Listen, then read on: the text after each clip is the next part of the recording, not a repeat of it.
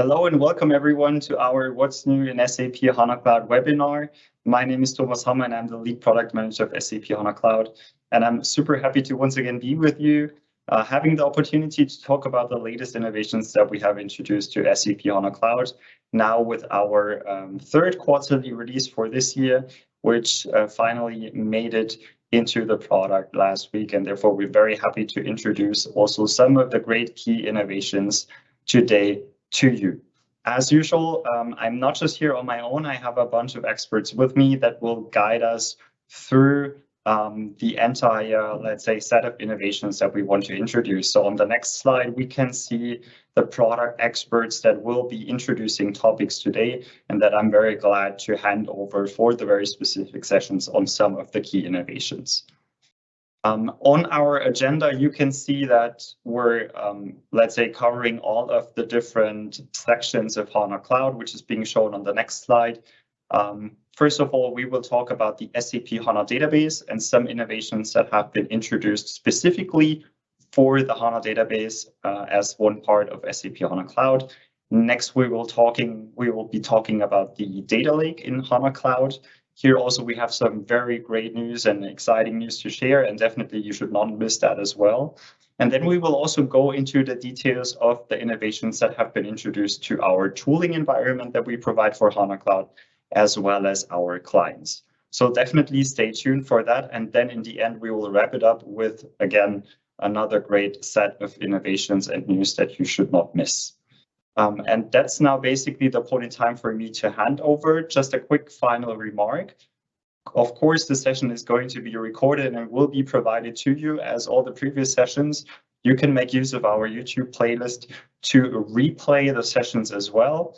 You also have the possibility to raise questions at any point in time. So we have a group of product experts with us also sitting in the back end. That will respond any sort of question that comes up related to HANA Cloud. So it's not just limited to the innovations we're presenting.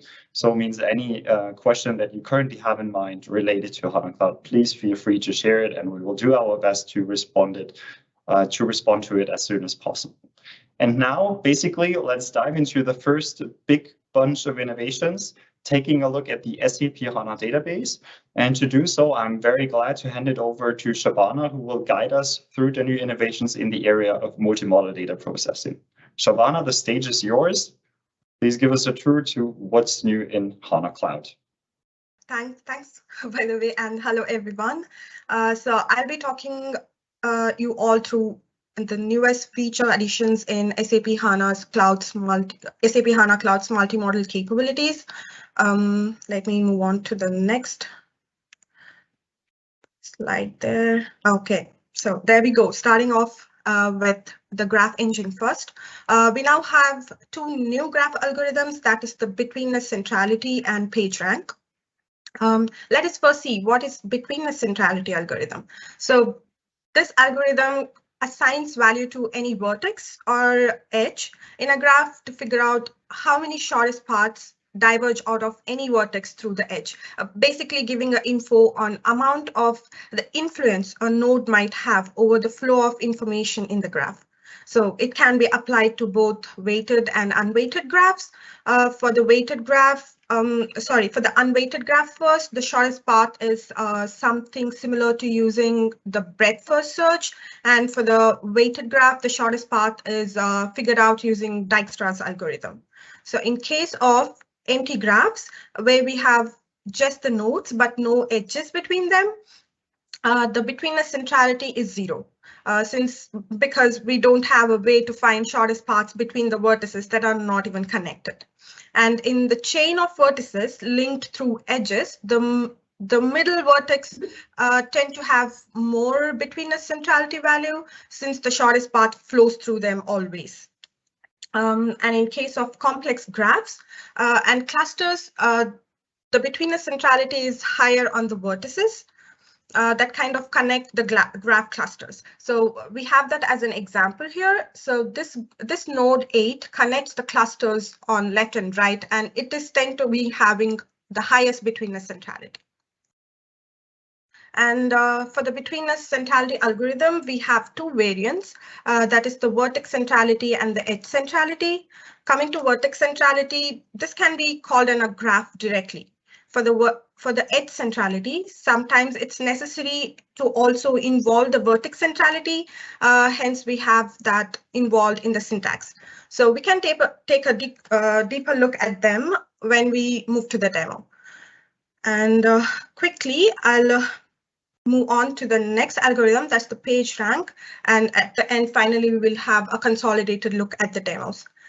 Page rank algorithm computes the score of vertices based on incoming edges and the scores of the corresponding source vertices. Just make it simple. Consider an example of a person browsing a website page. If he clicks on a certain link on the page many times, there is a more probability of him revisiting the page again. So at any step, consider that a person visiting a page has a probability D to continue surfing further, which we consider as the damping factor. And this will be considered as a factor when we are computing the page rank. So furthermore, if a page has no outgoing links, then the algorithm assumes that the surfer starts randomly at any other page.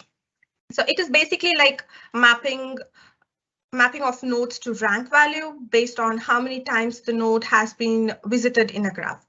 Its application follow to figure out important websites, find popular influencers on social media, and to look for relevant research papers which have been highly visited or referred to. So basically, this algorithm will return the probability of a user visiting the node. Coming to the value scenario and the benefits of these algorithms, they will reduce the TCO with their low-code, no-code approach, and you once design a procedure to utilize any of these built-in algorithms, they can be reused again and again as procedures, hence reducing the time and effort. They are very much appreciative and useful in simplified application development, very useful for analyzing the graph network to find the impact a node can have in the flow of information throughout the network. And also these algorithms are a great addition to SAP HANA Cloud capabilities, allowing users to explore and use highly popular and useful graph algorithms for network analysis. Maybe we can quickly have a look at the demo for these. I hope everyone can see my demo screen now. So in here, I have certain scripts that have been created by the engineering team to demonstrate these algorithms, and I'll be walking you all through these.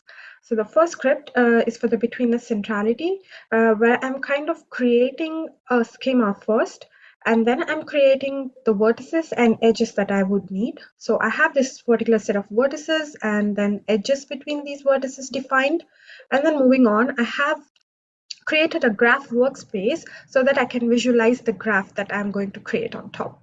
And then we have at the bottom the betweenness centrality algorithm, where we are passing the graph to figure out the betweenness centrality value of each vertex. Let me run the script. Okay, there we go. So we have the vertex IDs here and the betweenness centrality value for each of these IDs. So among these vertices, the vertex 14 has the least betweenness centrality, and the vertices 1 and 5 has the highest betweenness centrality. Why is that so? Let's view the graph workspace to see how that works. So under the graph workspaces, I have my graph workspace that I just created. So let us view the graph. When I click on that graph, the graph loads up and we can see the graph we just created. You can see that this one was the least one with the, with the least betweenness centrality. That is because it is at the end of the graph and it has no edges flowing into it. And since that's why it has the least one. And then the highest one was for the vertices 1 and 5. And we can see that they are right in middle of the graph. Meaning it acts as a connectivity to all the other vertices considered in the graph. So any of the shortest paths calculated will definitely flow through these two vertices, and hence they have the highest betweenness centrality value. And I have a similar script, and in here I wanted to highlight the betweenness edge centrality function as well. You can see that I have used it here where I'm passing the edge, I'm passing the graph, and also I'm passing the vertex centrality value. And it works exactly the same way as it. Okay, so there we go with the values. And then moving on, I would like to talk about the page rank algorithm. So in here as well, I am going to create a graph script schema, and then I have designed my vertices and edges the same way like the previous graph we just saw. And then I'm creating a graph workspace graph PR, and I'm going to calculate the page rank value of each of the vertex in that graph. So for that sake, I have the page rank functionality here going on where I'm passing the graph, I'm passing the damping factor and everything. And once I run the script, I should have my graph in place. And also it has calculated the page rank for each of the vertex. So this is the probability of any of the user visiting that particular vertex. So let's see how the graph looks, and let's analyze the page rank value for each one of them. Going back to my results, when the graph loads up, I can see that the least page rank is for the vertex 14. Why is that so?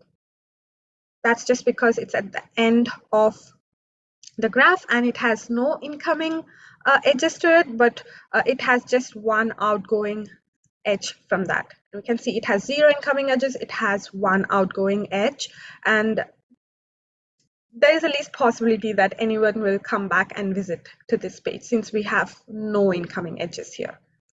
And the maximum page rank value is for the node 5. Why is that?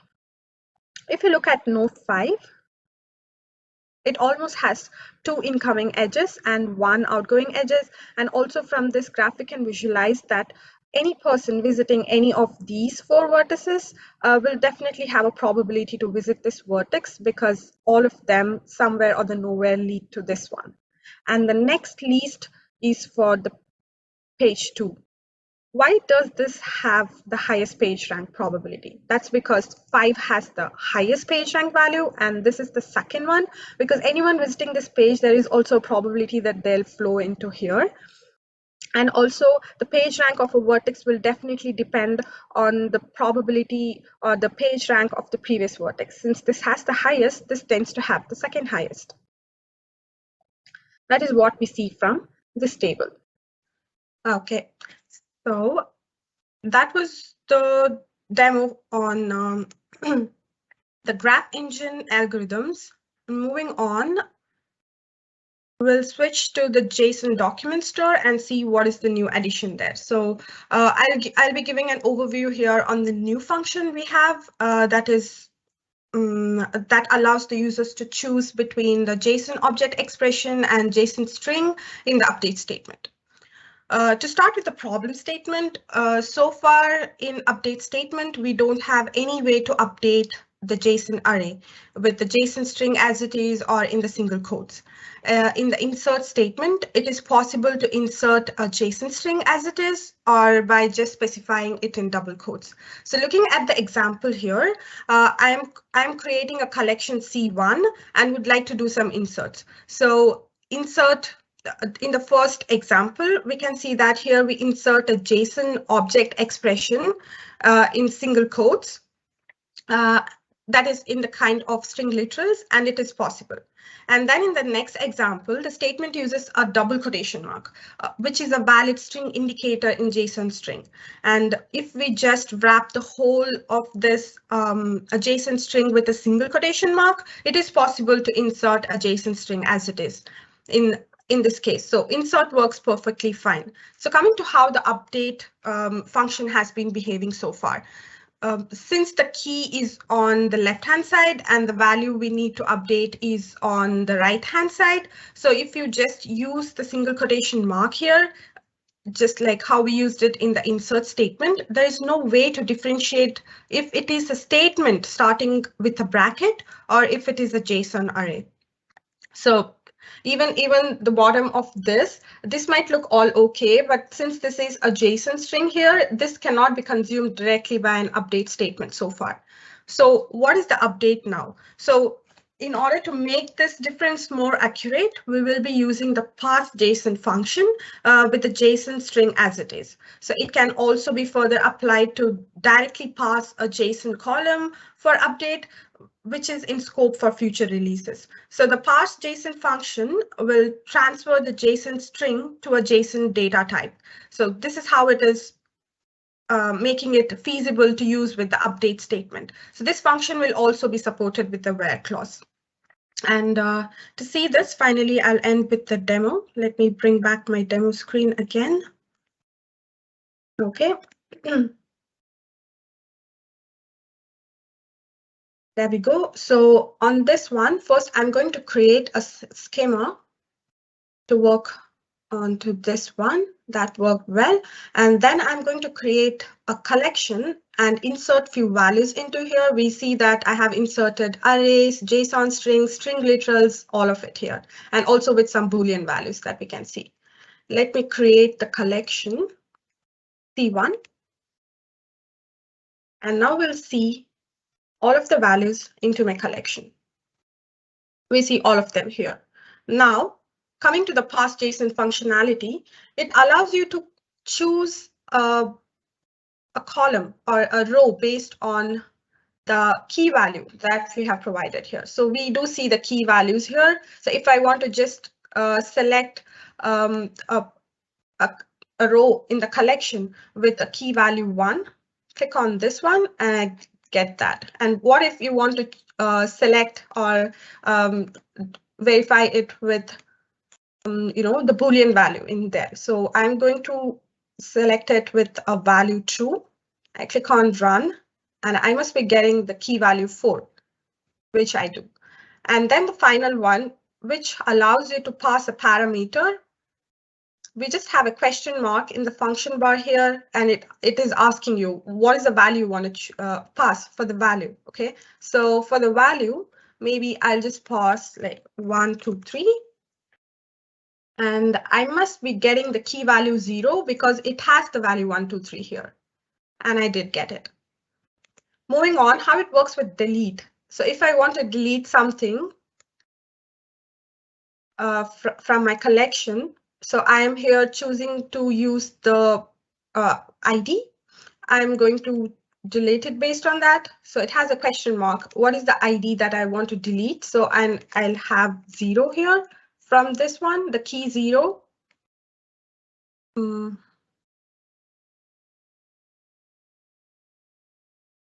Okay.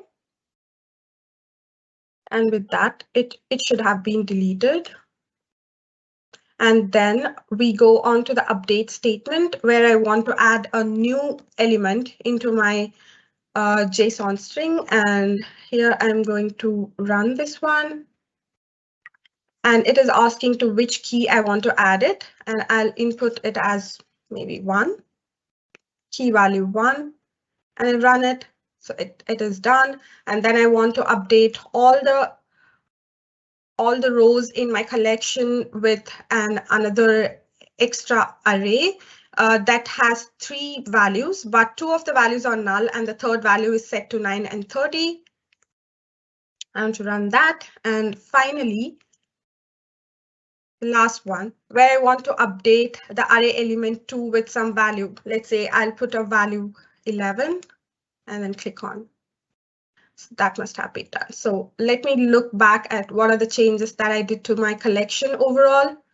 So you can see that I added a new array ABC with two values null and the third value 9 and 30. I also did recently added a number 11 to the array element. Only the second element has been updated. So these are a couple of items I wanted to highlight in here. And we can also do the similar, more complex kind of SQL statements could be run. If I'm running this one where I'm just trying to figure out all the collection, all the rows in the collection that has the value A and 123. So we do get the key values 1 and 2. So That was all about the new function pass.json that allows you to use both object expression and string. So that was all from my side. Thank you. And now I'll hand it over to Jason.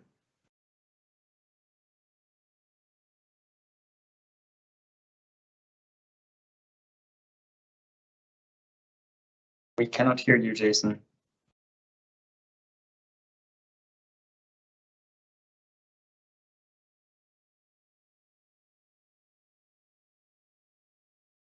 I think we will get back to Jason once he has solved his technical issues, but I propose let's go on with the innovations that we have introduced to our tooling environment in HANA Cloud, and therefore I would hand it over to Dan, who's our expert in the tools for HANA Cloud, especially the Database Explorer, but he will also give us a tour through the innovations that we have introduced to our clients for SAP HANA Cloud. So Dan, please go ahead with your demonstrations.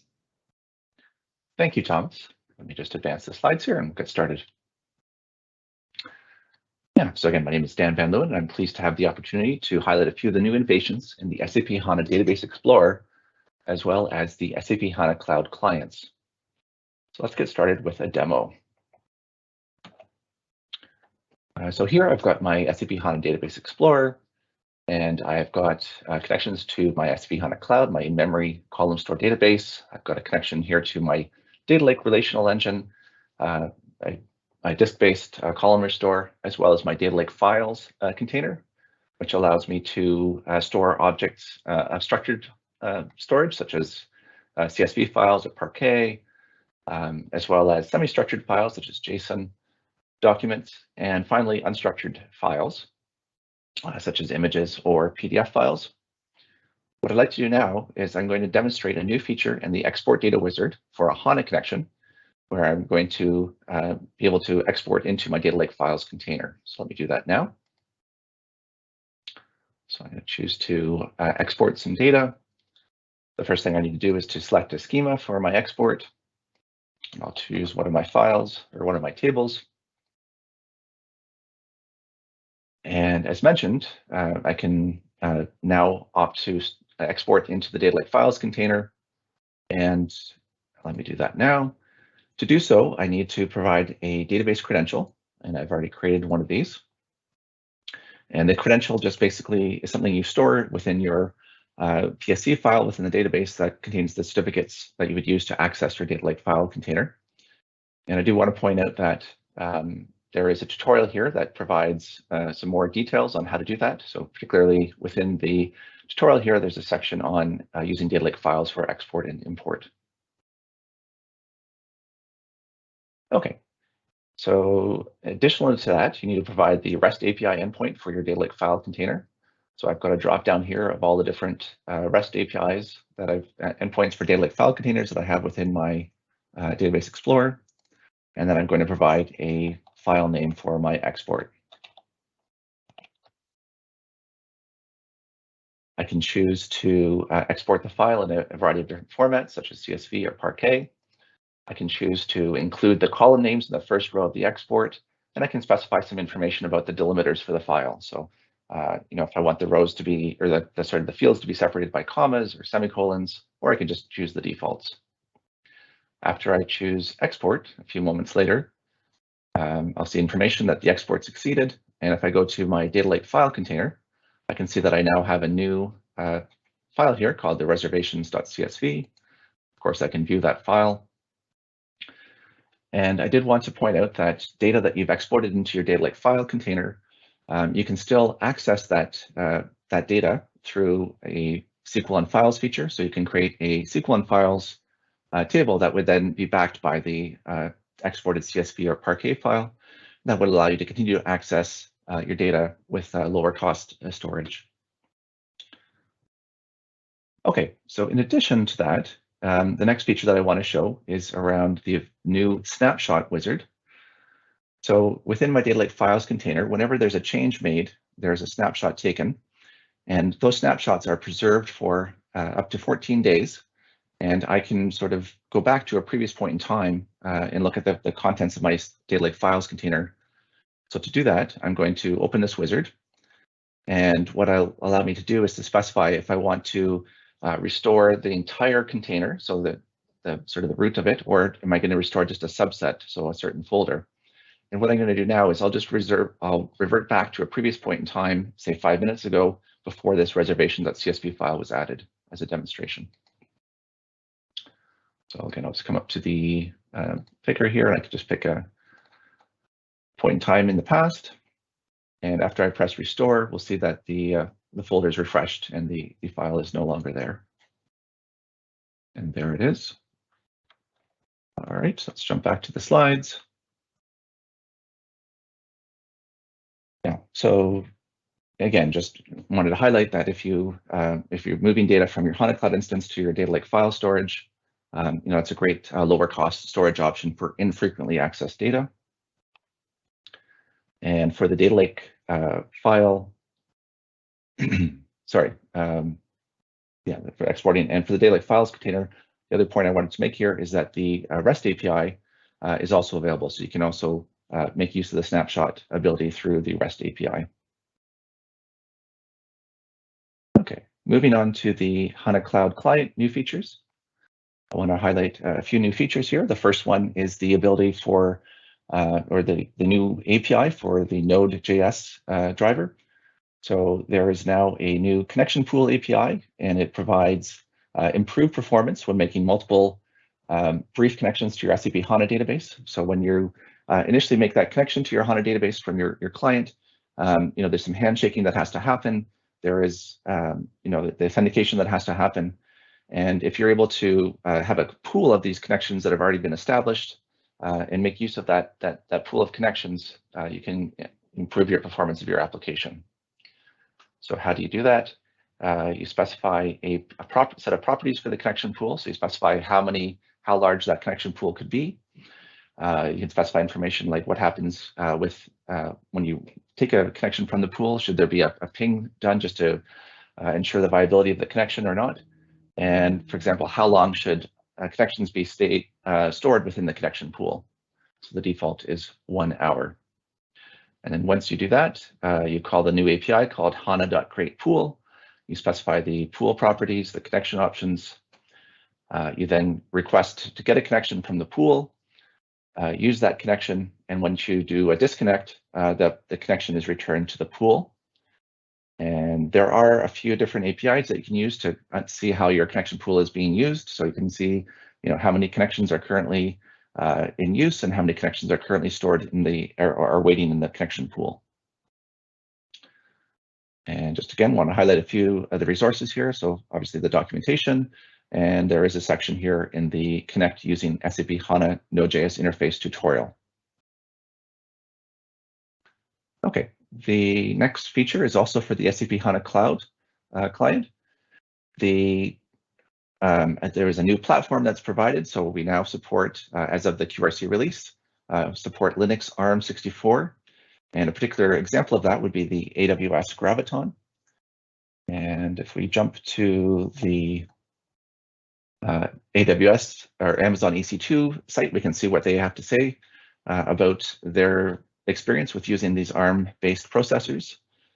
So it mentions here that they deliver up to 40% better price performance over the current generation of M5 instances, which is a great benefit. So again, this increases the choice of platforms that you can use when you're accessing your SAP HANA client or SAP HANA database. And as well as downloading the install from the SAP software downloads, you can also make use of this through a Python application or Node.js application by installing from their package managers, so PyPy or NPM. And the last feature that I'd like to highlight, this one is for the Data Lake Relational Engine client. It now has support for the Microsoft .NET framework. So it provides an additional language option that you can use when you're accessing the Data Lake Relational Engine. It's supported on Microsoft Windows and Linux.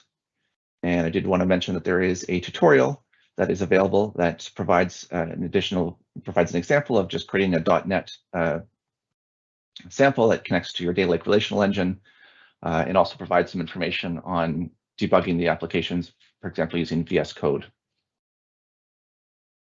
Okay, so that concludes the new features that I was pleased to highlight today.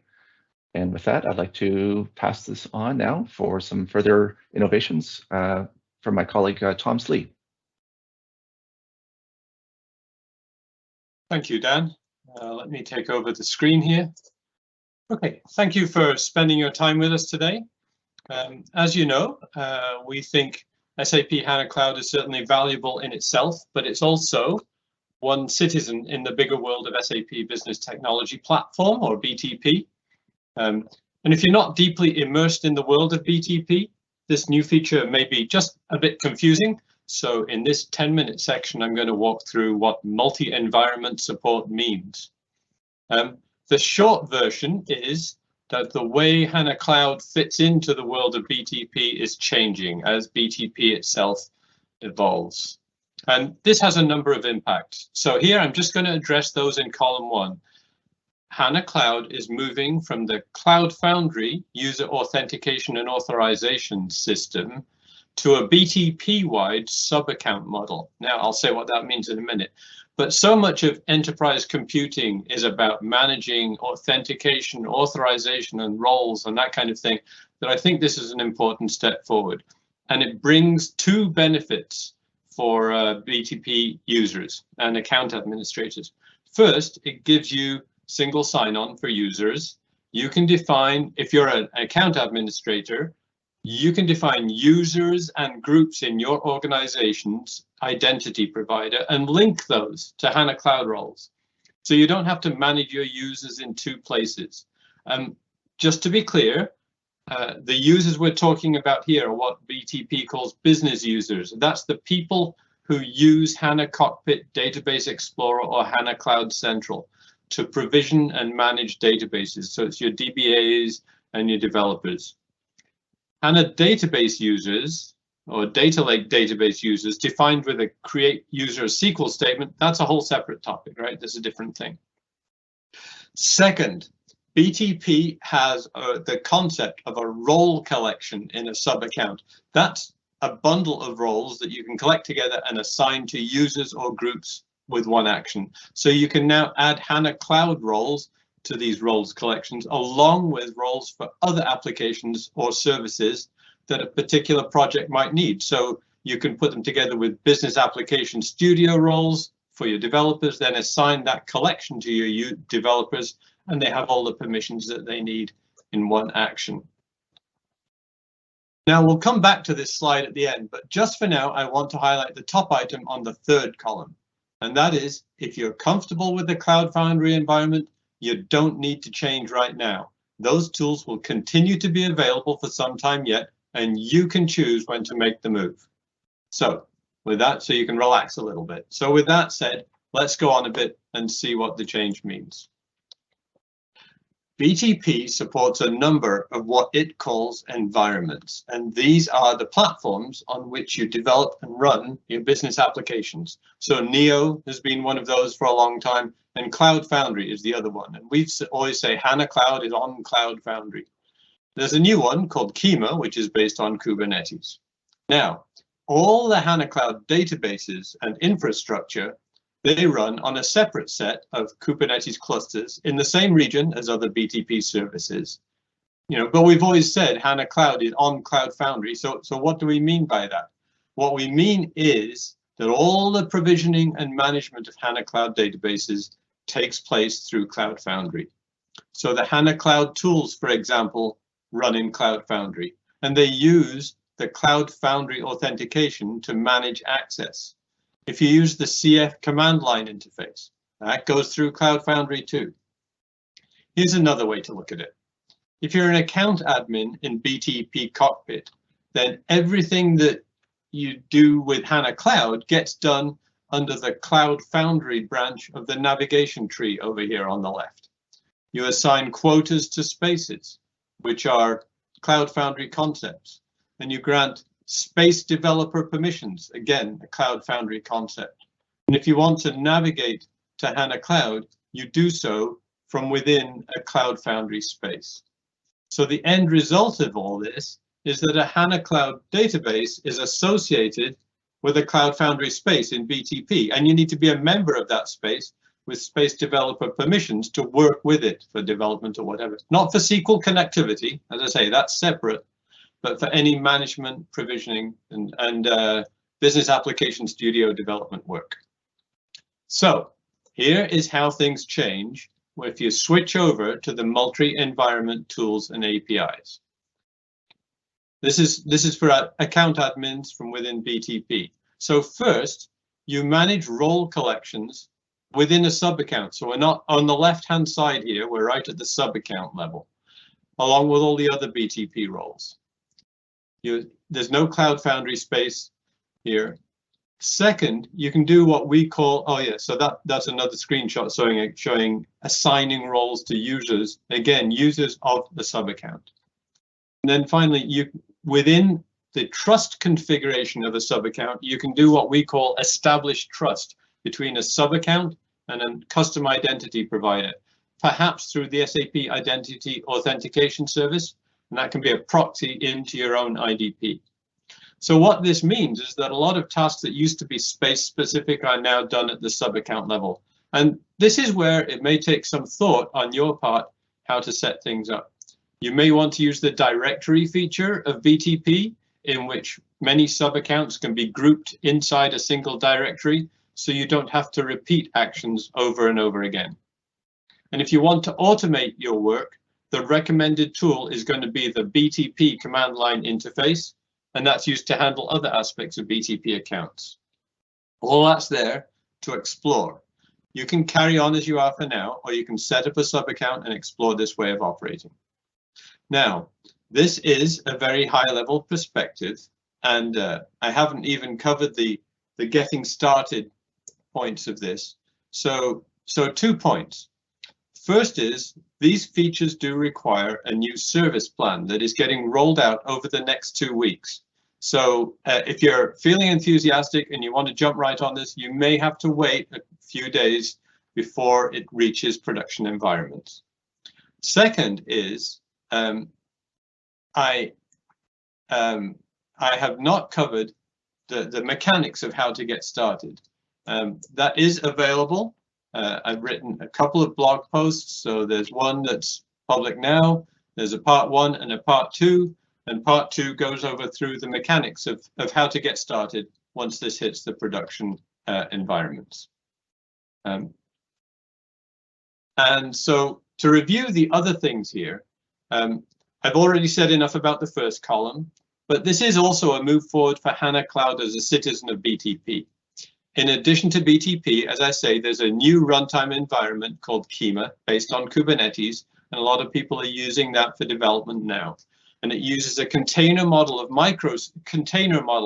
microservices rather than the Cloud Foundry process model. There's one more step to take before we say you can develop Kima applications with HANA Cloud. That's to make an update to the HDI service. So look for that soon. That will be coming during Q4. So development work from Kima will just have to wait a little longer. But this is an important step on the way to that. Also, we'll see better integration with other BTP services like API management. The tools have better access to all the data they need because they're going to be running in the HANA Cloud landscape rather than having to work with it from outside.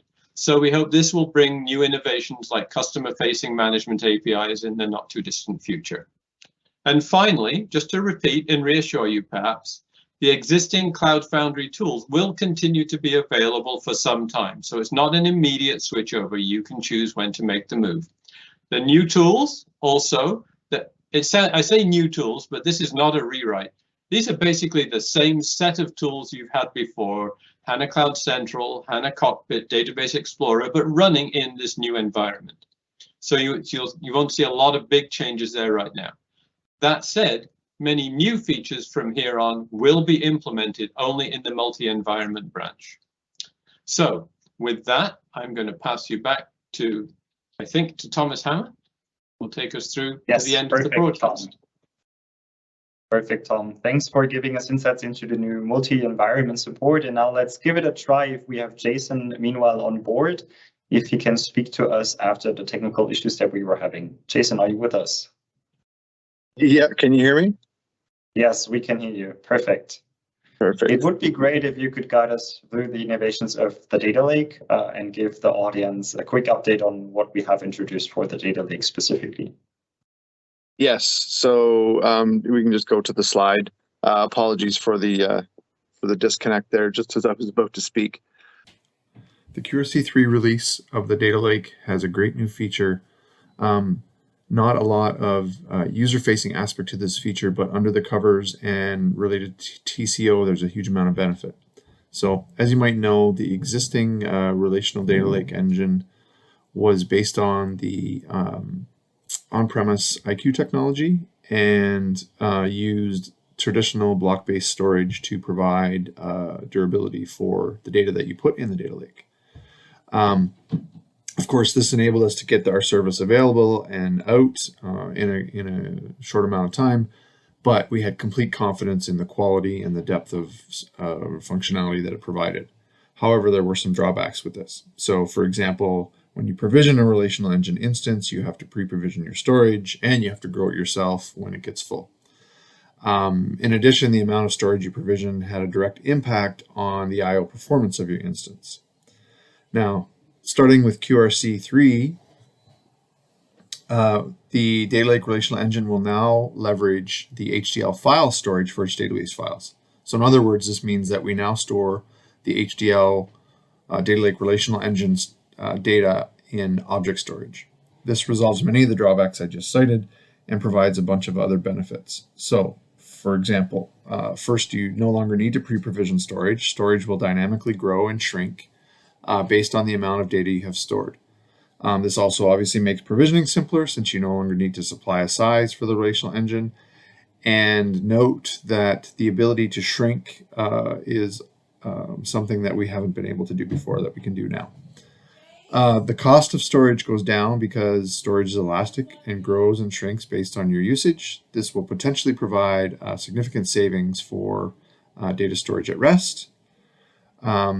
Performance is now independent of provisioning size because your storage performance is dynamically scalable and related more to the amount of activity occurring in the relational engine than the actual amount of data that you store. From the TCO and cost side, there are a couple of nice benefits. So as I mentioned, the data storage is much cheaper. And so we expect to see a large decrease in costs for data at rest. The backup storage is also changing. So the SLA for our backups is not changing. So everything is as expected there. But currently, we take a full backup of the data lake every night, which can get prohibitively expensive as you grow your data lake in size. With the QRC3 release, the backup is able to take advantage of some object store capabilities like snapshot and guaranteed durability to ensure the recoverability in cases where issues arise that require recovery. So this means that depending on your actual usage of the engine, you could see a significant decrease in your backup costs. For example, if you only add and rarely update your data, then your backup costs will be significantly lower. On the other end, if you are constantly updating data in the relational engine, your backup costs will be lower, but not as low as they could be. On the compute side, there's a couple of changes as well. The existing compute charges, the vCPU-based compute charge is staying as it is today. But with the move to object storage, we now must account for the object store API calls metered by the HANA Cloud Data Lake Files API calls metric. We'll now use these to track reads and writes to and from the object store. These costs, however, directly relate to your actual usage of the data lake. And so if you're only storing and querying infrequently, you won't see much of a change in your compute cost. If you are heavily using the data lake, you will see probably a slight increase in your compute costs as of this change. In terms of how you upgrade, you can upgrade your existing instance to use object storage in 2 steps.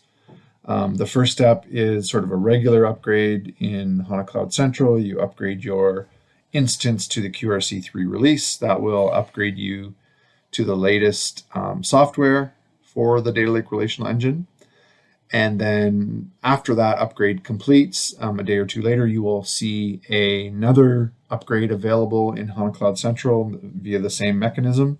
This will be the data upgrade, and this will allow you to upgrade your data storage from the traditional storage to the new object-based storage. One thing of note, the upgrade to object storage can take a little bit longer because it is directly tied to the amount of data that you have, since there is some time taken to do the update. Once the upgrade is complete, you're all set. There's nothing further you have to do in terms to test or enable the use of object storage, and you will be all set to go. So I'd like to encourage everyone to take advantage of this new feature. It will improve your TCO for the data lake and improve your performance when you use the data lake. Turning it back. Thanks a lot, Jason. I think that's indeed a very tangible benefit, and I also hope that many of our customers will certainly take advantage of it, as it really provides, from my point of view, definitely a great amount of elasticity and also a very, very reasonable cost of ownership for the data lake as one part of HANA Cloud. Now, in order to wrap up our session, I will just go through some additional great innovations that we have introduced for HANA Cloud that you should definitely know about. And one topic which is relevant for HANA Cloud as a whole is the entire topic of providing advanced version transparency for all of the service components we have as part of HANA Cloud. And the way we have increased the version transparency is via our SAP HANA Cloud Central. So while we've been providing the version information of all of the service instances that you were running previously already in the SAP HANA cockpit, we now move that information basically one level up into the HANA Cloud Central, also into the, let's say, landscape overview that you have within the Cloud Central. And in addition to that, we also, let's say, provided some improvements for the entire update and upgrade process. So now, as a user of HANA Cloud, you receive immediate notifications in the tool once new updates and upgrades are available. And you also will experience an increased level of transparency in terms of the version you are currently running on and the versions that are available for you. So in general, that gives you, let's say, a higher level of transparency over the versions as mentioned. It also gives you a high level of control, as you can now really select which target version to choose for your specific upgrade. And in many cases, it helps to keep systems aligned, to keep landscapes aligned. Now let's take a quick look at some of the screens. So as you've seen earlier on the landscape overview, there is a tiny little, let's say, indicator, which stands for notifications that are available for your system. And once you hit that notification button, you can see the very specific notification for your HANA Cloud system. So now that applies for all the instance types. And once you dive one level deeper, you can see that for this specific patch that's available, we would upgrade the system running on version 2022-1616, which is QRC2, to 1617 in that case. And you as a customer can then now, of course, decide whether you want to apply that patch or not. For the upgrade case, it's looking quite similar.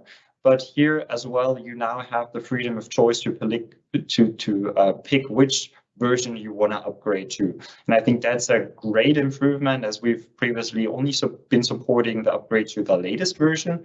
But obviously, as customers do have test landscapes, validation landscapes that sometimes are running on older versions, they gradually want to upgrade their instances and not want to be as disruptive as they needed to be before. So certainly a very nice improvement. And that improvement also spans into the area of instance provisioning.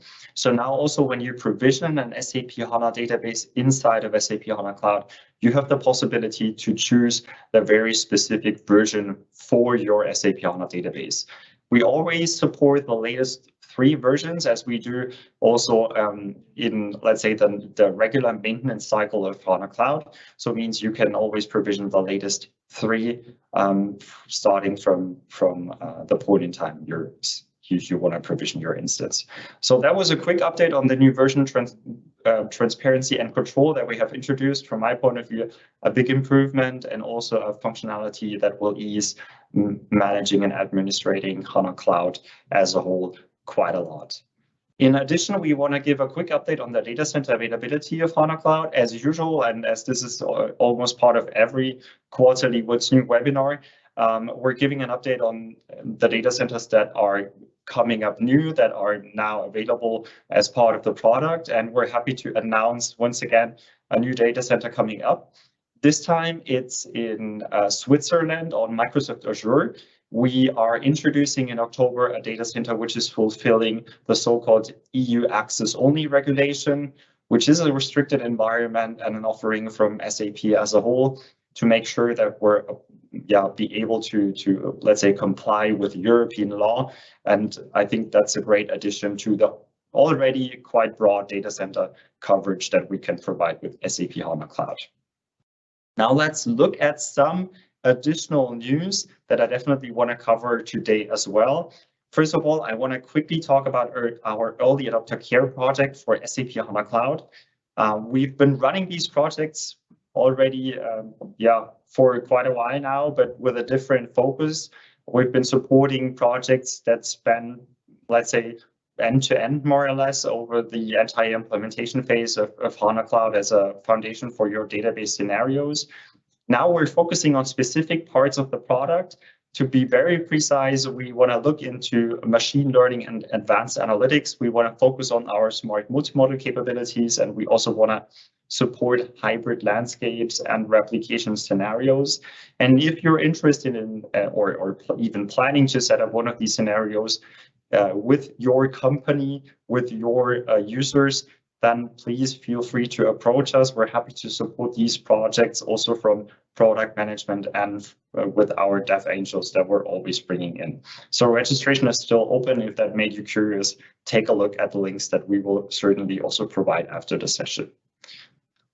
Last but not least, I definitely also want to mention our new OpenSAP course, which is focusing on calculation view modeling in SAP HANA Cloud. It's a free offering, which is now kind of the successor to our very successful and brand new Write the SAP HANA Wave course that we kicked off earlier this year. And now this is basically the second, let's say, wave of courses that we're providing. We're going into the details of calculation view modeling. Again, our product experts are giving great insights.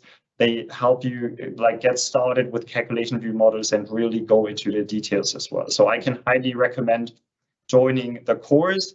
Here again, the registration is also still open, and you can now basically join the course and then get started with calculation view modeling in HANA Cloud. And that's basically it. That concludes our webinar for today. Of course, we will share more resources with you after the session. Those will be available as download for you. Here on that slide, you can see multiple other very useful links. For instance, our What's New blog that tries to summarize all of the information. We're very sorry for the technical issues that we were having today. I hope everything was transferred perfectly fine to you in the end. In case there happens tiny audio issues, for instance, we'll make sure to provide the content also in written form so that you definitely don't miss any of the updates and introductions that we made. And now also on behalf of my colleagues, I definitely want to thank you for attending our session. It was once again great presenting new innovations in HANA Cloud to you. Thanks a lot for joining us, and have a good time exploring HANA Cloud and the new capabilities. Goodbye.